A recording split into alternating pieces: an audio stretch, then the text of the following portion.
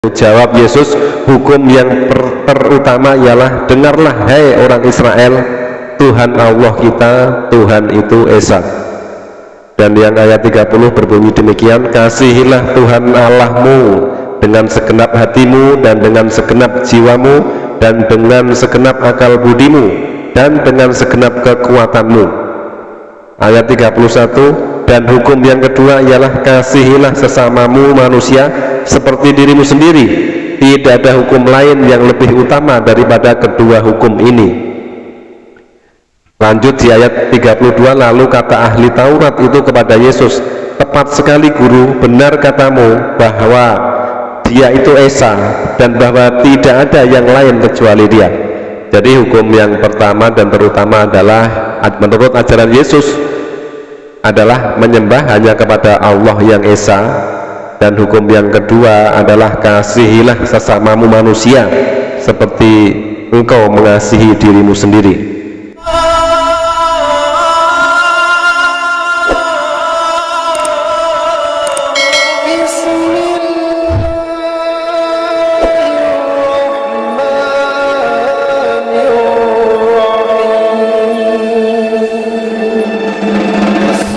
Assalamualaikum warahmatullahi wabarakatuh. Alhamdulillah, alhamdulillahillazi hadana lihaza wa ma kunna linahtadiya laula an hadanallah. Asyhadu an la ilaha illallah wa asyhadu anna muhammadar rasulullah. Selamat petang sahabat semua. Berjumpa lagi di channel ini. Mudah-mudahan kita senantiasa selalu sehat walafiat, tidak kurang suatu apapun. Dan mudah-mudahan kita semua selalu di dalam lindungan Allah Subhanahu wa Ta'ala. Untuk session kali ini kita akan sedikit mendengar dari ceramah ataupun apa yang diomongkan oleh MKC yang mengajak kepada bangsa Indonesia umumnya, terkhusus kepada umat Kristen. Itu dengan slogan yang sangat fenomenal, sangat menggema sekali. Slogannya adalah salam sadar, begitu. Nah, kesadaran seperti apakah yang diinginkan oleh MKC yang notabene ngakunya adalah pengikut Yesus dan ditujukan terkhusus kepada umat Kristen yang juga ngaku pengikut Yesus? Bagaimanakah kesadaran yang mereka lakukan agar supaya benar-benar menjadi pengikut Yesus yang sejati, begitu? Nah, ada baiknya kita dengar dahulu slogan salam sadar dari MKC dan kesadaran yang seperti apakah yang dia inginkan untuk mewujudkan realita di dalam keberagamaan di dalam Kristen agar supaya menjadi pengikut Yesus yang sejati, begitu. Baik, mari kita simak. Urapi kami semua pendengar, penonton YouTube channel Muhammad Kece dimanapun berada di seluruh Indonesia, dari Sabang sampai Merauke, bahkan seluruh dunia, juga kepada para pendukung dimanapun berada, salam sadar, salam sadar, salam sadar. Semoga bangsa Indonesia pada sadar.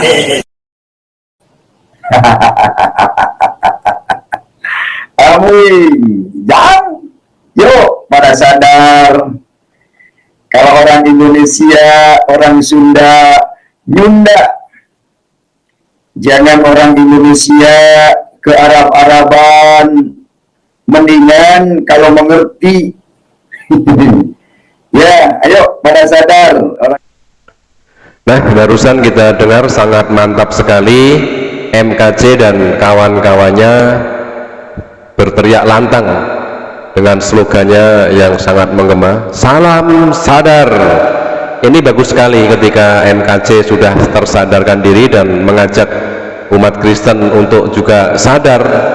Maka sangat tepat sekali ketika mereka umat Kristen itu adalah yang notabene-nya adalah mengaku pengikut Yesus yang sejati, maka dengan kesadaran penuh seharusnya juga mengikuti dan mengamalkan ajaran dari Yesus, gitu. Nah, di sini mari kita tunjukkan tentang ajaran yang pertama dan terutama dari Yesus, yaitu Yesus mengajarkan menyembah hanya kepada Allah yang Esa. Allah adalah Tuhanku, Tuhanmu, Tuhan kalian, dan Tuhannya Yesus juga. Di dalam Markus 12 ayat 29 jawab Yesus, hukum yang terutama ialah, dengarlah hai orang Israel, Tuhan Allah kita, Tuhan itu Esa. Hal tersebut berkesesuaian atau selaras dengan ajaran di dalam Al-Quran, yakni Quran surat Al-Ma'idah ayat 72. Sesungguhnya telah kafirlah orang-orang yang berkata, sesungguhnya Allah adalah Al-Masih putra Maryam, padahal Al-Masih sendiri berkata, hei Bani Israel, sembahlah Allah Tuhanku dan Tuhanmu. Sesungguhnya orang-orang yang mempersekutukan sesuatu dengan Allah, maka pasti Allah mengharamkan kepadanya surga, dan tempatnya telah ditetapkan adalah di neraka. Tidaklah ada bagi orang-orang zalim itu seorang penolong pun.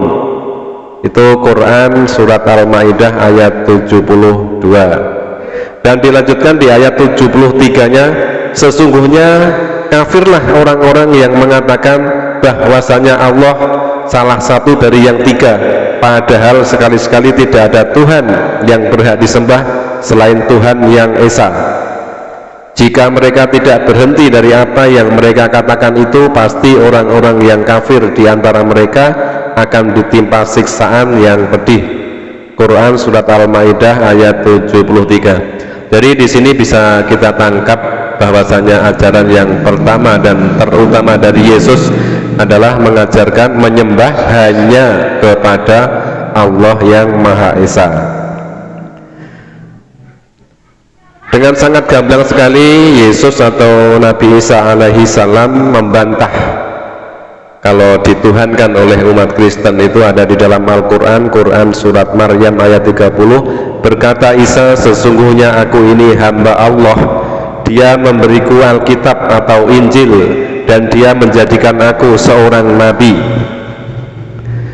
Di ayat 59 Quran surat Al-Zukhruf juga mengatakan, Isa tidak lain hanyalah seorang hamba yang kami berikan kepadanya nikmat atau kenabian, dan kami jadikan dia sebagai tanda bukti atau kekuasaan Allah untuk Bani Israel.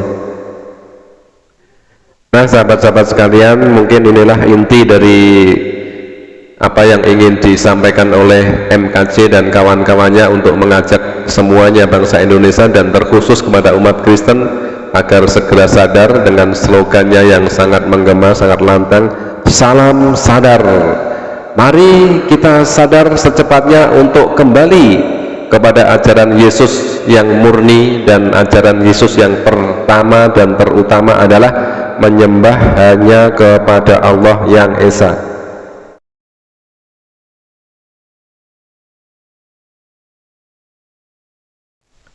Dan poin yang kedua yang bisa kita telaah dari apa yang menjadi slogan dari MKC dan kawan-kawannya, salam sadar, adalah bahwasanya harus segera sadar ya, kalau seandainya para misionaris dan umat Kristen itu sering sekali mengemis dalil ayat di dalam Al-Quran untuk mendukung ketuhanan Yesus, tetapi pada dasarnya mereka sudah kewalahan dan kehabisan dalil di dalam Bibelnya sendiri yang menyatakan bahwasanya Nabi Isa ataupun Yesus hanyalah seorang hamba, hanyalah seorang utusan.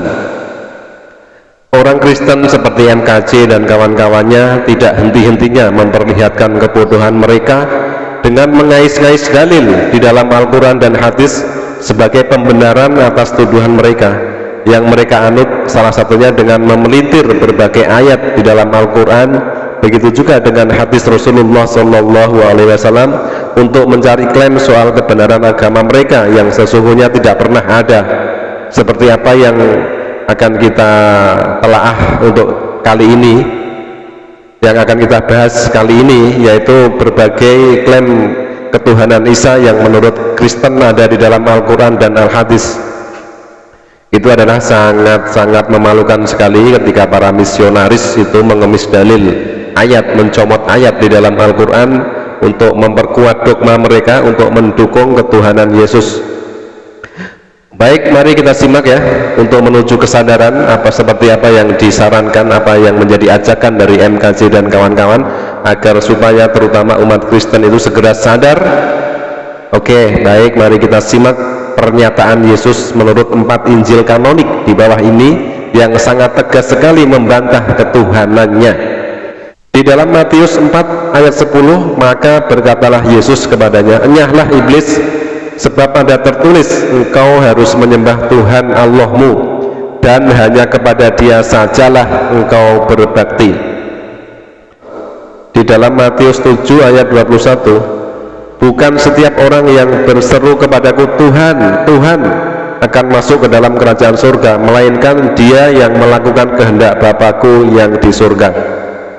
Ayat 22-nya berbunyi demikian, "Pada hari terakhir banyak orang akan berseru kepadaku, Tuhan, Tuhan, bukankah kami bernubuat demi namamu dan mengusir setan demi namamu dan mengadakan banyak mujizat demi namamu juga?"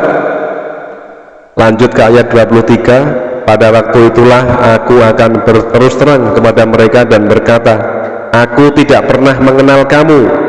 Enyahlah daripadaku kamu sekalian pembuat kejahatan."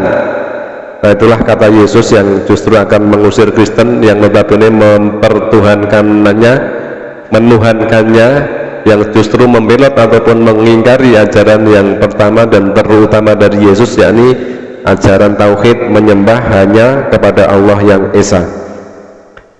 Di dalam Markus 12 ayat 28, "Lalu seorang ahli Taurat yang mendengar Yesus dan orang-orang Saduki bersoal jawab dan tahu bahwa Yesus memberi jawab yang tepat kepada orang-orang itu, datang kepadanya dan bertanya, hukum manakah yang paling utama? Dijawab oleh Yesus di ayat yang ke-29-nya, yaitu jawab Yesus, hukum yang terutama ialah, dengarlah hai orang Israel, Tuhan Allah kita, Tuhan itu Esa. Dan yang ayat 30 berbunyi demikian, kasihilah Tuhan Allahmu dengan segenap hatimu dan dengan segenap jiwamu dan dengan segenap akal budimu dan dengan segenap kekuatanmu. Ayat 31, dan hukum yang kedua ialah kasihilah sesamamu manusia seperti dirimu sendiri. Tidak ada hukum lain yang lebih utama daripada kedua hukum ini. Lanjut di ayat 32, lalu kata ahli Taurat itu kepada Yesus, tepat sekali guru, benar katamu bahwa Dia itu Esa dan bahwa tidak ada yang lain kecuali Dia. Jadi hukum yang pertama dan terutama adalah menurut ajaran Yesus adalah menyembah hanya kepada Allah yang Esa, dan hukum yang kedua adalah kasihilah sesamamu manusia seperti engkau mengasihi dirimu sendiri. Oke, lanjut di dalam Lukas 4 ayat 8, tetapi Yesus berkata kepadanya, ada tertulis, engkau harus menyembah Tuhan Allahmu dan hanya kepada Dia sajalah engkau berbakti. Di dalam Yohanes ada juga, Yohanes 12 ayat 49, sebab aku berkata-kata bukan dari diriku sendiri, tetapi Bapa yang mengutus aku, Dialah yang memerintahkan aku untuk mengatakan apa yang harus aku katakan dan aku sampaikan. Lanjut di Yohanes 12 ayat 50-nya, dan aku tahu bahwa perintahnya itu adalah hidup yang kekal. Jadi apa yang aku katakan, aku menyampaikannya sebagaimana yang difirmankan oleh Bapa kepadaku. Lanjut di Yohanes 17 ayat 3, inilah hidup yang kekal itu, yaitu bahwa mereka mengenal Engkau satu-satunya Allah yang benar dan mengenal Yesus Kristus yang telah Engkau utus. Masih ada lagi Yohanes 20 ayat 17, kata Yesus kepadanya, janganlah engkau memegang aku, sebab aku belum pergi kepada Bapa, tetapi pergilah kepada saudara-saudaraku dan katakanlah kepada mereka bahwa sekarang aku akan pergi kepada Bapakku dan Bapakmu, kepada Allahku dan Allahmu. Berikut ini kesaksian orang-orang Israel di mana Yesus menjalankan misi kerasulannya tentang kenabian Yesus. Ini sangat menunjukkan ya bahwasanya Yesus memang bukan Tuhan.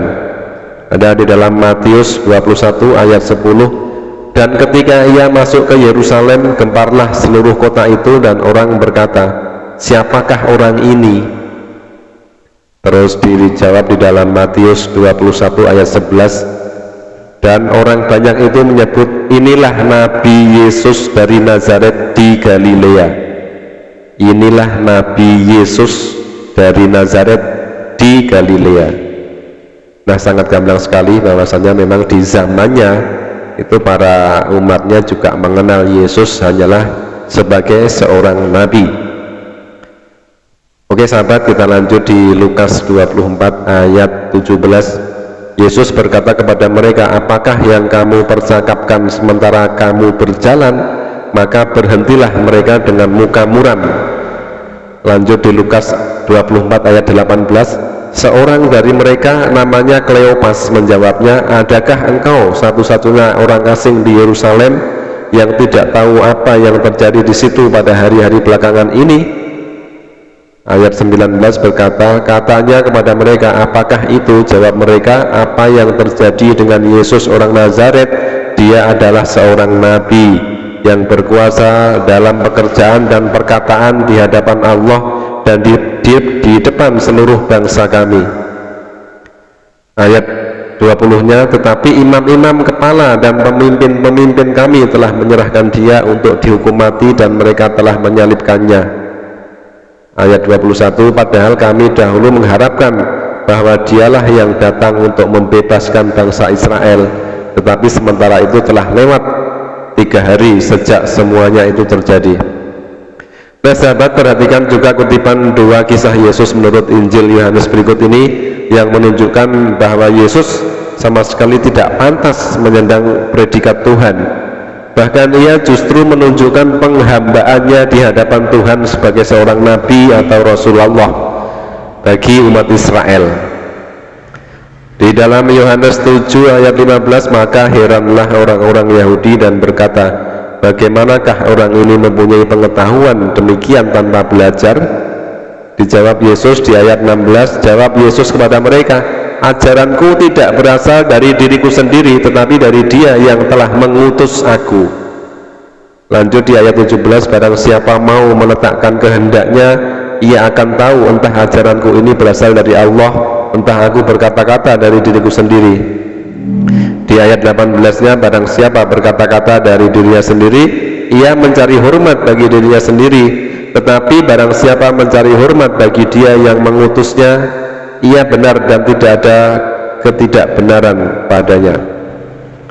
Jadi sangat jelas sekali di sini apa yang menjadi ajaran pertama dan terutama dari Yesus, yakni mengajarkan menyembah hanya kepada Allah yang Maha Esa, dan ajaran kedua adalah mengasihi manusia sebagaimana kita mengasihi diri kita sendiri. Jadi ada suatu kebenaran di dalam ajakan MKC yang mengajak bahwasanya seluruh umat Kristen harus segera sadar dengan slogannya salam sadar. Maka hal yang pantas dan harus diperbuat oleh pengikut dari MKC ini, apa yang selama ini banyak sekali Kristen itu mengidolakan dan membanggakan si MKC itu, untuk segera menjalankan juga apa yang telah menjadi saran dan permintaan dari MKC agar segera sadar dengan sepenuh hati, bahwasanya sadar di sini dalam artian adalah agar segera kembali mengikuti jalan yang benar, yakni mengikuti ajaran Yesus yang sejati, yakni ajaran Yesus yang pertama dan terutama adalah mengajarkan menyembah hanya kepada Allah yang Esa. Terima kasih untuk MKC. Salam sadar. Assalamualaikum warahmatullahi wabarakatuh.